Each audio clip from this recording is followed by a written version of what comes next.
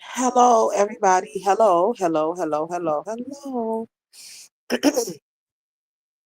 Good evening this fine Saturday night. You know, I just want to get into this story, y'all. I really wasn't gonna go live tonight, but this story was so interesting and intriguing that I wanted to share and discuss with my queenies, okay? So I decided to come live Saturday. I said, should I go and do a live tomorrow evening, or should I do it during the week? Hey, Joshua, send nothing but love your way because you deserve it. Um, I was saying, should I do that? But I know I just started school, so school is going to be hectic for me this semester. So I said, well, let me go ahead and do it while I got a little bit more free time on the weekend. So I decided to do it tonight. Guys, we have to get into this story.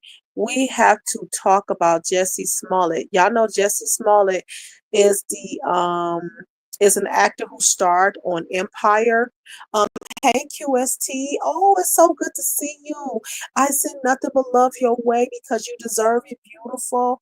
Hey, Laquita, I send nothing your way because you deserve it, beautiful. Thank y'all for coming on in. Thank you so much. Thank you, thank you, thank you. Everybody is saying hi to each other. How you doing, Laquita? I hope that you had a wonderful weekend.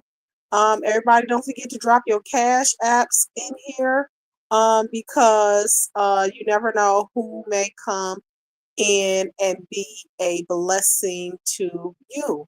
Okay, so we have to get into the story, guys. We have to get into this story, like for real, for real. Um, so he was one of the actors for Empire. Remember that series? It was a very popular series on Fox, if I'm not believing it was on Fox. And he was one of the sons. Taraji was on there. Dang, what is that guy named Terrence? What's his name? Terrence? I forgot it. I forgot. The man that played in Best Man Holiday. He was there. So the premise of the show was that they owned a record company, and they were going through all of these different issues and battles with other companies. It's a regular Fox series. However, it was very popular. And one of the stars was Jussie Smollett. And y'all know that show was taking off and it was doing really, really well. You know what I'm saying? You said he got a movie out called The Last Holiday on Amazon. Oh, he does? Okay. I had to go and check it out. Okay. Well, you guys know a while back, um, he got into great controversy involving him getting beat up. So yeah, The Last Holiday. Okay. Oh, you're saying The Lost Holiday. Okay. Now y'all know, first of all, I'm on my phone, and when I have to go in real close with this phone, something going on with these eyes. You know what I'm saying? I ain't gonna say that it is um I ain't gonna say it's old age. We ain't gonna say that. We ain't gonna say that. But anywho, sometimes I be seeing things incorrectly and I gotta pull back a little bit. Don't you laugh at me, quick QST. Don't you laugh at me. Don't you laugh at me. We ain't gonna say it's old. Hey Shawanda, how you doing? I said nothing but love your way because you deserve it, beautiful. All right, we just beginning the story. We're just beginning the story, Shawanda. Okay. You said 8 days before your birthday, Joshua. Of course, you know we're gonna send you some birthday love because you deserve it. Thank you, Shawana, for dropping your cash app up in this piece. All right, so what we gonna do, y'all? Let's get into the story. I'm telling you, I am watering at the mouth thinking about this story because what happened? He in real life.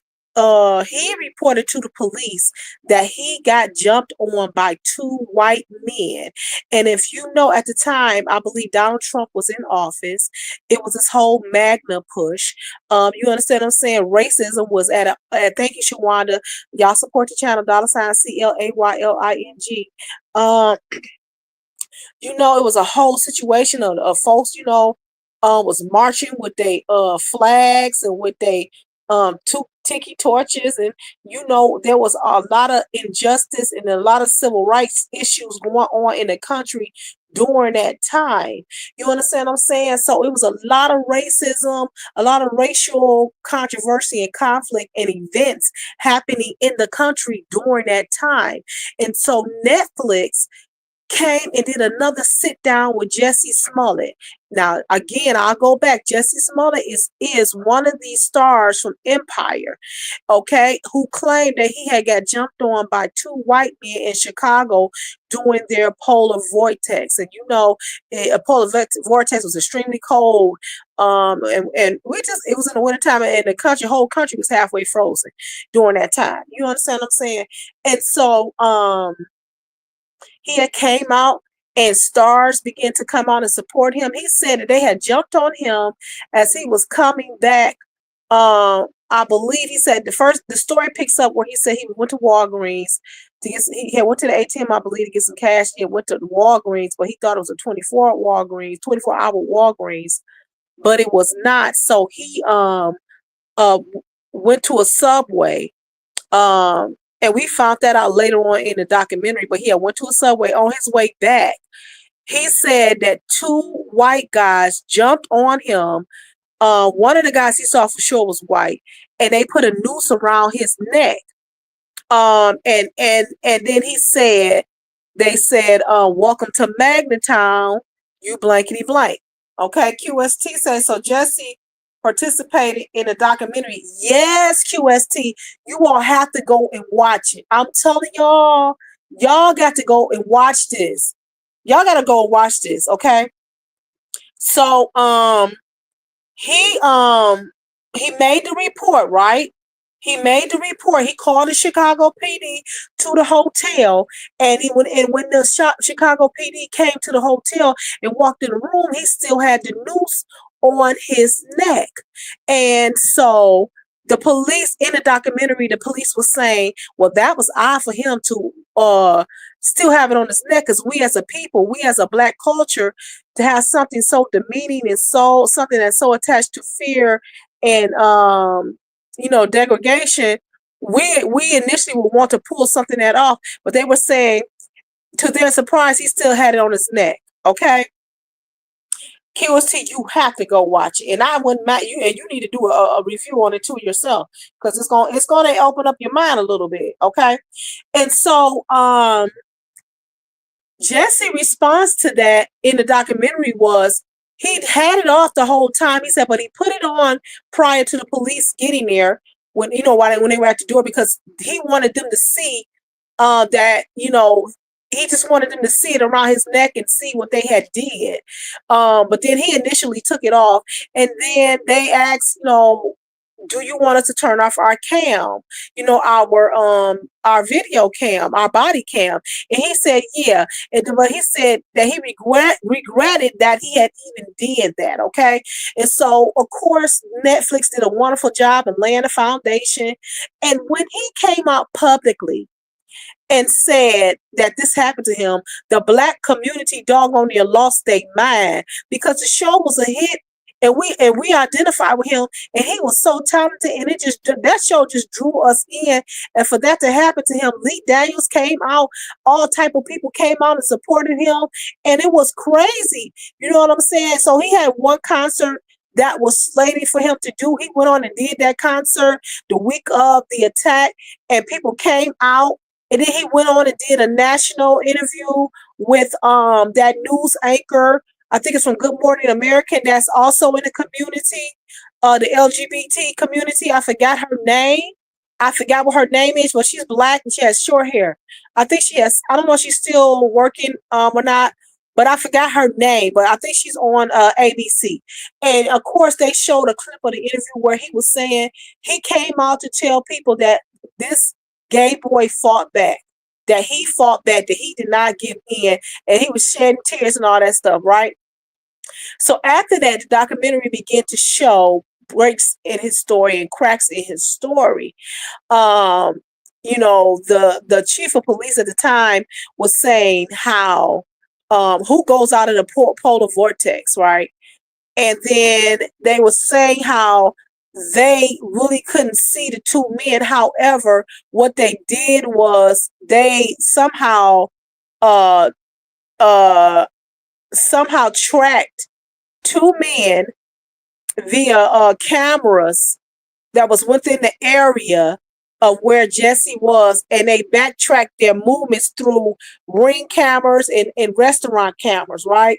And so they backtracked their movement, and they saw that these two individuals, which for the most of the documentary was a silhouette of two people, right? Now, mind you, Jussie is saying that these two men were white. So they backtracked these people and they saw that they had got into some type of ride share, right? And so, of course, they meticulously did their due diligence and somehow got a hold to the records of the ride share of people in that area. Now, because it was a polar vortex,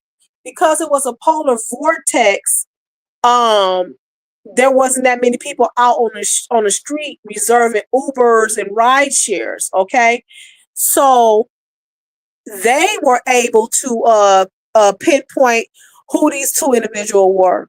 Okay. Now this is where it gets tricky. This is where the documentary starts to get tricky. Okay.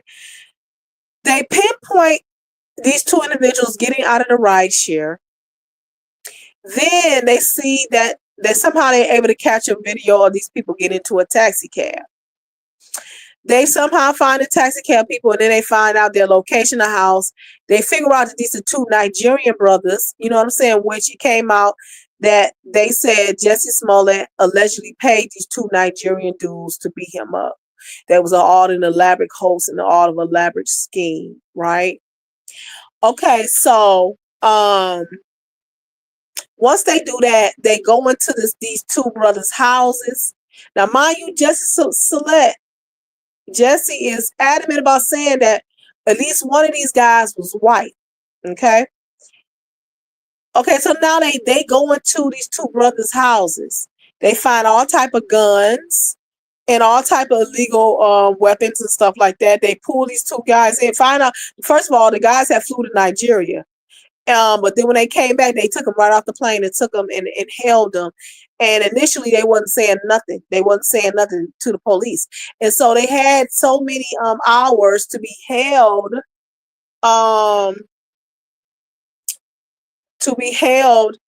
in custody. You know what I'm saying? 72 hours or 48 hours, one of the two.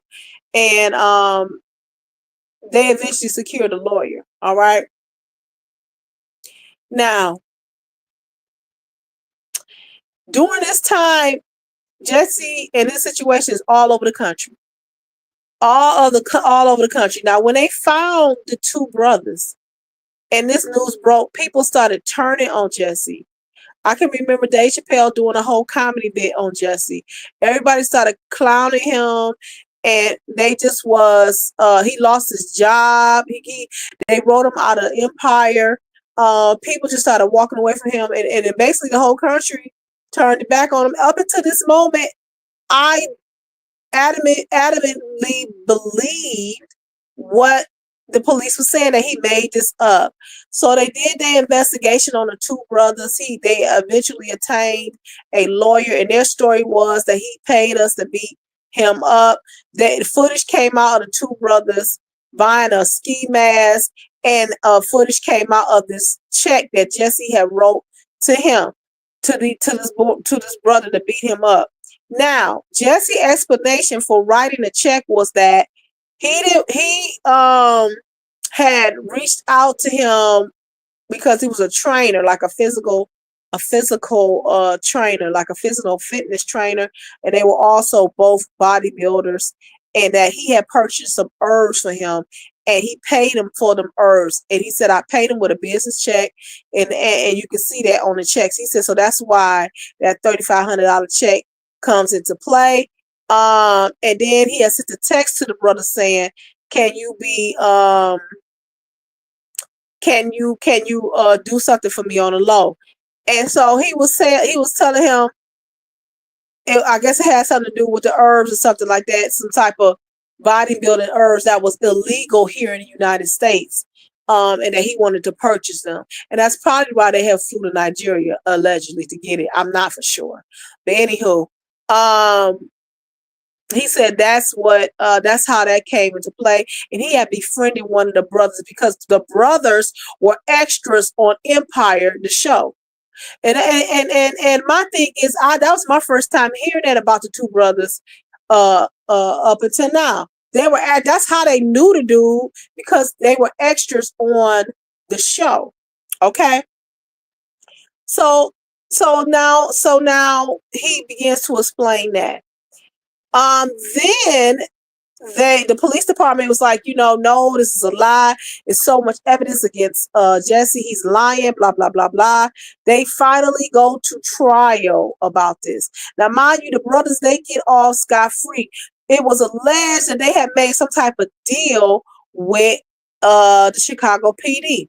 And the Chicago PD is saying, no, we made no deal. But remember, I told you there were investigative reporters who had, under the Freedom of Information Act, had put in a request for all of the video footage and put in a request for all of the information and documents and stuff. So accidentally, she got a video clipping from the Chicago PD. So she put in this request to get all of this video footage from the Jussie Smollett case, this investigative reporter, and the Chicago PD accidentally sent her footage of the two Nigerian brothers talking to their lawyer, and she's explaining to them what expungement means, as if, they have made an agreement to expunge one of the brothers' felon pass. Now, mind you, this goes back to them finding weapons in their house that were illegal, and no felon is supposed to be in possession of weapons. And so I'm assuming that he was concerned about that. Allegedly, what they're trying to say, what the investigator reporter is trying to say, is that the police made a deal to expunge their records if they comply with their narrative. Because again, I allude, during this time in the country, there was so much racial unrest, and there was so much issue surrounding the Chicago PD police department at this time. They are notorious and known for corruption. And so they were pushed by the governor to make it happen. You know what I'm saying? So, for lack of a better word, allegedly.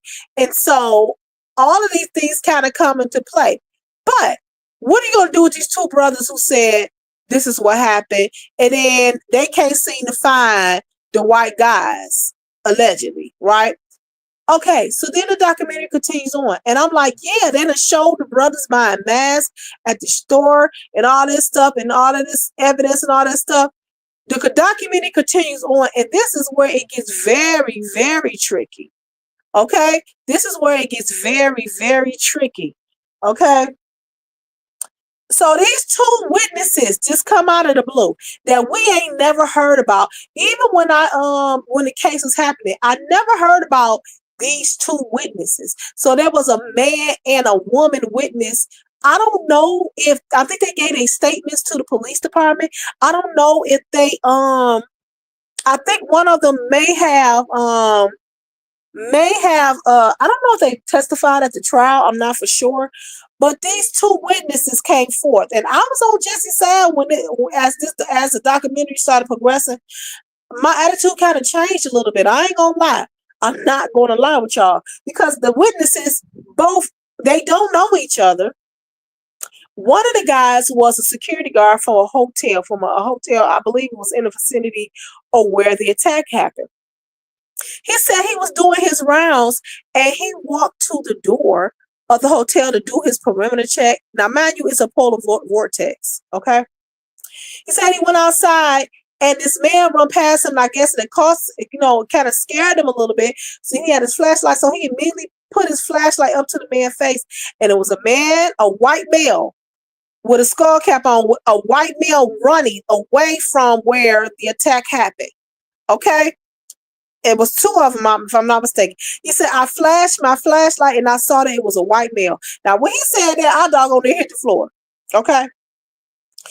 Then there was a white lady who lived in the same complex where Jussie Smollett was living. Now, this was tricky to me. She said, now, I want to make sure. Yeah, I do believe it was the same hotel or the condominium complex where Jussie was at. She said, I was standing outside walking my dog. It was early in the morning, like maybe 1 or 2 o'clock in the morning. She was walking her dog. She, just so he can do his business. She said there was a white man there with a skull cap on with a noose, like a rope, hanging out the back of his jacket. Now, when she said that, I could have hit the floor. I could have hit the floor. It was a white lady that said this. She said, and she said, for some reason, I just focused in on that rope. She said, and I remember looking him in his face. She said, because I'm a woman and I'm a man, and I looked at him, she said, I just went on back in. A white man, when they say that, Jussie said when they said that, he was like, good, y'all see this? He said, I'm good, I'm home, I'm free. Y'all believe me. You know what I'm saying? And I was like, quit playing with me. How come we did not hear this during that time? Because when I tell you it was a big ordeal, if anybody remember the story, it was a big ordeal. Okay, so now they continue on with the trial, and I think the jury took a day to deliberate. They still found this man guilty, and they remanded him and took him in right there. He didn't get a chance to go home. And so he had an outburst in the court saying, I am not guilty of this and I am not suicidal. And he kept saying that. He said, I'm not guilty of this and I'm not suicidal. Do you understand what I'm saying? Now, mind you, let me give you a little bit background on Jussie Smollett. His mother was a Black Panther. So he grew up understanding Black justice and Black injustice. And I thought that was really smart of him to say that I'm not suicidal and I'm not guilty. And he kept saying it because he wanted them to know, y'all ain't gonna kill me in jail. When they found Jussie Smollett in jail, guilty, he yelled out in the courtroom, I am not suicidal and I did not do this. Now, mind you, there was 2 witnesses that came forth that the country didn't even hear about that said they saw a white man. One, the white lady said, I saw the white man in a skull cap, and he had a rope hanging out the back of his jacket. Another witness came forth out of the Hilton Hotel. They didn't know each other. Came out. He said, I saw a white man in a skull run past me fast, and I flashed my flashlight in his face. He was running from the direction of where Jussie got attacked. That's not the cherry on the cake, though. Let me draw your attention back to the investigative reporter that was out of London, by the way. She took interest to this case, and I believe she eventually became a representative of Jussie Smollett family or him. I'm not for sure. You got to go watch the documentary. It's on Netflix. She said she combed through the video footage. And she said they showed a video in color of the 2 individuals. Now, mind you, Netflix showed the police officers that did the case during that time. They showed them the same footage and asked them. They said, "Oh, those are the 2 brothers, the 2 suspects." Looked at it and handed it back to the producer. They didn't even realize what was going on. The investigative reporter, she looked at it really good and slowed it down. One of the dudes took his mask off and was, guess what? You guessed it, a white man. Can y'all believe that? Can y'all believe that? Can y'all believe that? And so the police department said, yeah, these are 2 suspects. And they said, But can't you see that one of those individuals is white? And they just looked, and she just looked. I was taken back. So it looks like allegedly Jussie was telling the truth the whole time.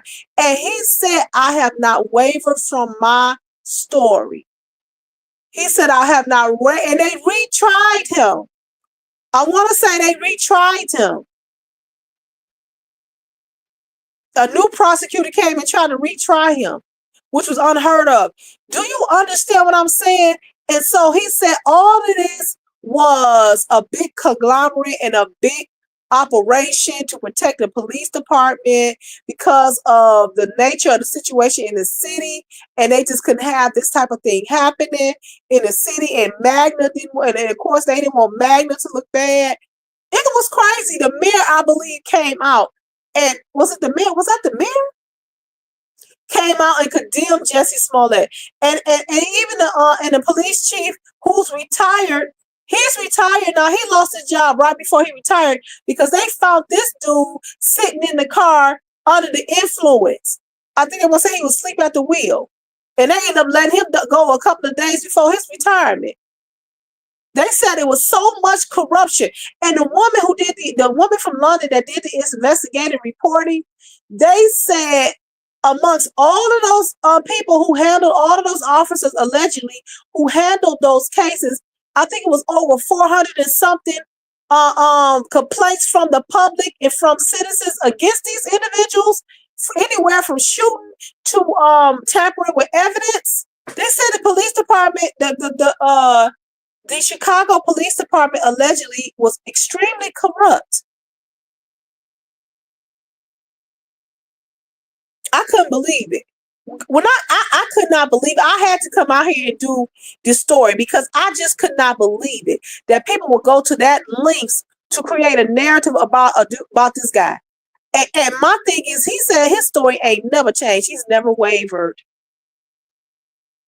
And to see on tape that one of the guys that they said were suspects because they digitally tracked their footsteps back to certain areas and was able to track their ride shares and stuff like that and figure out who they were. If you can do that, then how come you could see? So what tells me is this. I don't know how they roped these Nigerian brothers into the situation. But either one of the brothers was involved in it, but that other dude for sure was white. I don't know how they got that in. I don't know how they roped him in like that. But it was crazy. When that dude took his mask off and saw that he was a white man, I saw that he was a white man, I could have fell out my bed. Do you understand what I'm saying? I could have fell out my bed because I just could not believe it. So you mean to tell me allegedly all this time Jussie was telling the truth? When I tell you, I hope the story spread like wildfire. Whoever watching this on replay, and I'm done. But whoever watching this on replay, can y'all please do me a huge favor? Can y'all please do me a huge favor and just share the story out? And then can you, when you share it out, when you put for your caption or your comment, please tell people to take the video and share it out. We want to get this story out to redeem. I feel to redeem this brother's name. We want to get it out. We want to get it out because I cannot believe. Or if you don't want to share my stuff out, just go into your Netflix account and just share the story out so people can click on it and watch for themselves. Because this is a great injustice to this man. This is a great injustice to Jussie Smollett. I cannot believe that they have footage of the two men that allegedly jumped on this man, and one of them was actually white, like Jussie said, and they didn't share with the public. But you had the whole country turn on this boy, thinking that he had made it up and lied. And I say kudos to Netflix for allowing the truth to come out. This boy lost his career. He lost his job on Empire. He lost his branding. He lost his ability to earn money. He lost his reputation. And for this to come out, I couldn't believe it. When you got two witnesses that is supporting your testimony and they are unrelated to you, unrelated to the case, and they telling the police the same thing that the victim is saying, but y'all ain't making it public so the country can hear it. That white lady said, I saw a white man with a rope hanging out the back of his jacket, and he had on a mask in the same area where Jussie got beat up at. And that security guard from the other hotel said, I saw a white man running with a ski mask on, and I put my flashlight in his face. And they fit, and it was all on camera, but the police department allegedly deleted those 10 seconds. Allegedly. I could not believe it. I doggone near fell out my chair. So listen, on my bed, brother, because I was in my bed watching it. So all I'm saying is, y'all, please go to Netflix, watch the Jussie Smollett story. Please, please, please share the story out. Please, please, please share this live out so we can get, if it ain't nothing, if we can get a little bit of justice for Jussie. Let's get some justice for Jussie. Let's get some justice for Jussie. Let's get some justice for Jussie. All right, y'all. This has been good, guys. I'm your Queen Clay Lee, and I'm saying be great. Bye-bye.